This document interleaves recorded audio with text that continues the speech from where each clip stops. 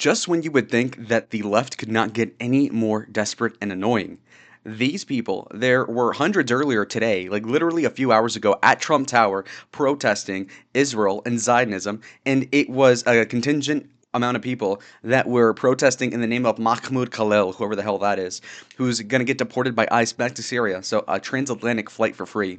Number one. Number two, apparently these are Jews protesting the Nazis in Israel. Okay, believe it or not, insane.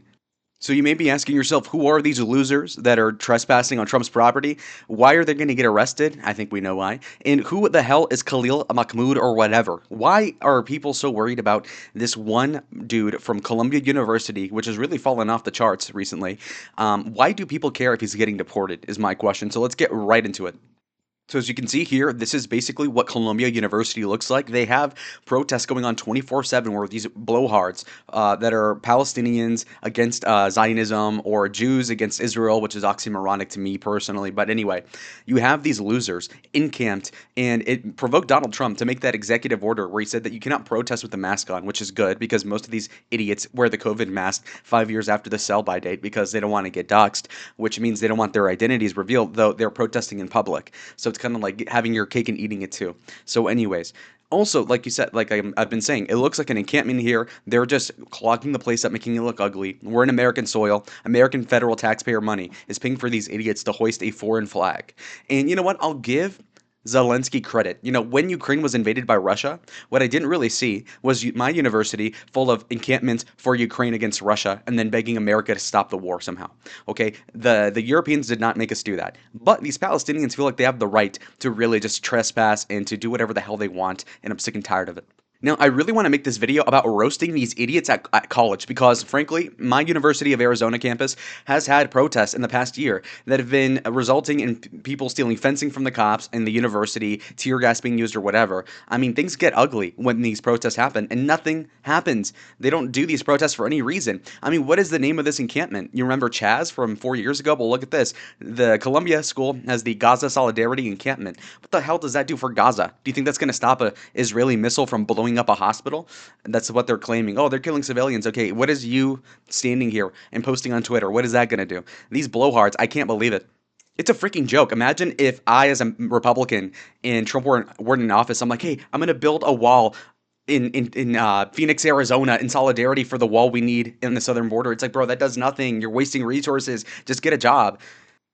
Now, people are going to complain about, oh, this guy was a permanent green card holder. He has the right to protest. He has the First Amendment right. First of all, no, no, no, hell no. Why? Well, I mean, even morally, not looking at the law, just look at what this guy was doing. Okay, so first of all, in the bio, it says Khalil is Palestinian and was born and raised in Syria.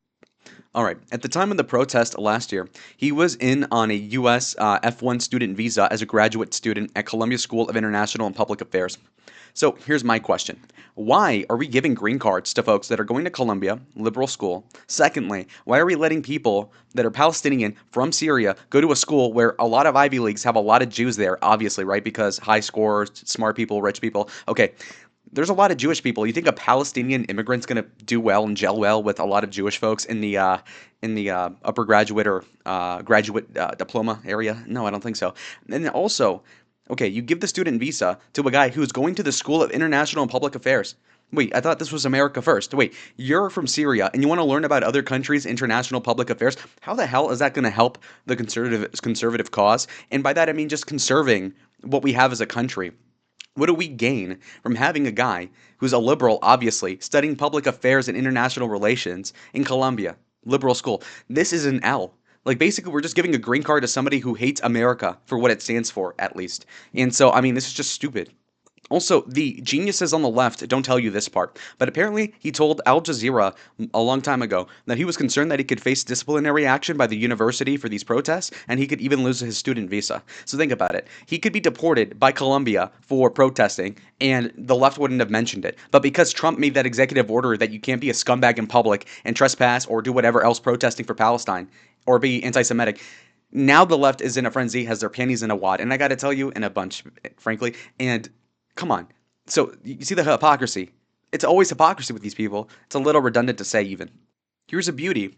Pro-Palestinian protesters gathered near a main gate at Columbia University last year.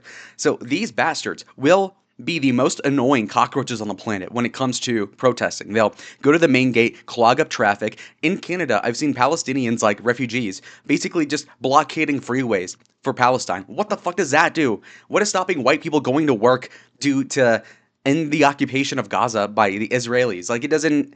Like, what? If anything, it just draws resentment. You idiot! Oh my god! It's like you're begging for food from the warden, and so what you do to get food from the warden is start screaming and like yelling and annoying him. It's like you're actually gonna make him starve you at this point. You're just asking for more trouble. Look, at this point, it's not even about deporting Mahmoud Khalil. I'm talking about maybe deporting some of these Americans too. These idiots. They call Columbia apparently an activist Ivy League school, which is super cringe. They also have a vibe that if whether it was Donald Trump, Joe Biden, or Kamala Harris, they were all still a part of the same oppressive framework at the end of the day. So think about that. When you're to the left of Kamala Harris, do you really need to be in this country? Like, Kamala Harris was an idiot, leftist, moron, and you're to the left of that, and you're not even Bernie Sanders, who can have a cogent, coherent ideology, who is at least has an IQ of in the triple digits. But these people are somehow worse than that, I would say. Even looking at this, the system needs to be completely reset. So again, revolutionary, and they call Jan 6, revolutionary, but they literally say that Trump's not even good enough. Okay, so that's ridiculous. For many of them, it doesn't stop with a ceasefire. So think about that. A ceasefire wouldn't even satisfy these Palestinians. Okay, why? These protesters are saying, we want you to stop killing us. Okay, fair enough. Ceasefire. Oh, wait, but we want this, and then we want this, and then we want this. It's like, why? Why? Why? What the fuck? What leverage do you guys have? I mean, this is really giving Ides and color and reference to Zelensky, coked up in the Oval Office, apparently, getting talked down to by J.D. Vance, of all people, because he was in there pretending like he had cards that he didn't have. And these protesters are the same way. They have no leverage. They have no say. They don't do shit for the country. And then they want the country to act differently. And why is that? These entitled bastards. I'll tell you what.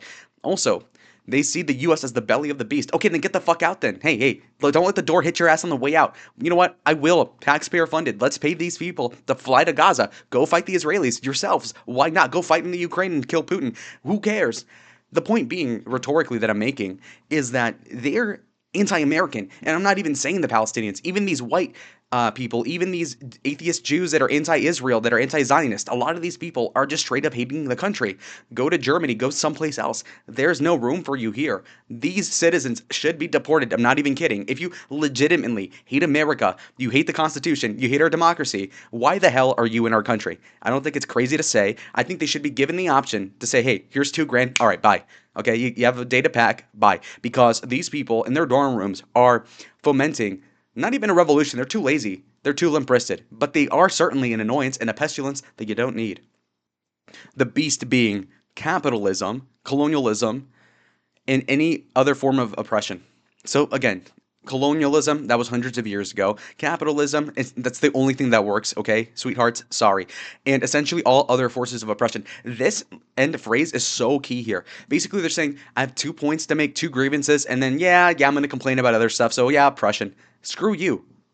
Anyway, to kind of wrap up the video here, the good news is that the police were deployed to Trump Tower, so the tower's safe now, and apparently these people are getting arrested and sent back to where they came from, which is awesome. I hope that the book gets thrown at these people, literally every single one of them, to think that you have the right to go in with your little stupid gay mask and you're going to protest the president at his own tower, make everybody feel unsafe. And it goes deeper than even that, okay? Imagine if Trump had friends, family members that were at the Trump Tower, and you have these blowhards that want Trump dead, implicitly, obviously. You wouldn't feel safe if you're a Trump relative. If you're a grandchild of Donald Trump's, you don't feel safe in your own tower. And I'll tell you, what if you're Jewish and you have 100 anti-Israel protesters? Do you feel safe? Do you feel safe? I don't think so. And I wouldn't in their position. I mean, it's a sick thing these people are doing, using the First Amendment as some sort of like coverall.